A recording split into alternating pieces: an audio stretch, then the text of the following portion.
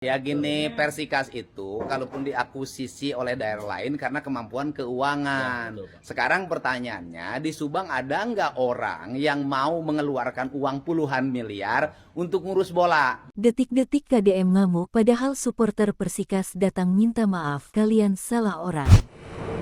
Sejumlah pendukung klub sepak bola asal Subang, Jawa Barat, Persikas mendatangi kediaman Gubernur Jawa Barat Deddy Mulyadi. Mereka menyampaikan permintaan maaf sekaligus menyampaikan alasan membentangkan spanduk saat acara Ngajang ke Rakyat yang digelar di Desa Sukamandijaya, Kecamatan Ciasem, Kabupaten Subang, Jabar, Rabu tanggal 28 Mei tahun 2025 malam. Akan tetapi, kedatangan para pendukung ini sempat disambut dengan emosi tinggi sang gubernur. Salah satu pendukung Persikas yang mendatangi Deddy mengatakan, mereka datang karena kecintaan terhadap Persikas dan berharap klub tersebut bisa kembali berjaya di Liga 2. Para pendukung sepak bola berharap agar Persikas tidak dijual ke pihak di luar Subang. Ia juga menyampaikan bahwa mereka kesulitan menyampaikan aspirasi langsung ke pemerintah daerah, sehingga memilih momen tersebut untuk bertemu langsung dengan Deddy Mulyadi. Deddy menegaskan kembali bahwa aksi mereka salah alamat karena seharusnya aspirasi disampaikan kepada Bupati.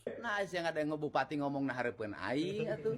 Deddy pun menjelaskan alasan kemungkinan akuisisi klub oleh daerah lain, yakni karena keterbatasan anggaran dan minimnya pengusaha lokal yang bersedia mengurus klub bola. Deddy juga menegaskan bahwa urusan klub Persikas bukan berada di ranah gubernur, melainkan tanggung jawab Bupati Subang. Deddy mengatakan bahwa Bupati tidak diperbolehkan menggunakan uang negara untuk membantu klub profesional seperti Persikas. Sekarang pertanyaannya, di Subang ada nggak orang yang mau mengeluarkan uang puluhan miliar untuk ngurus bola?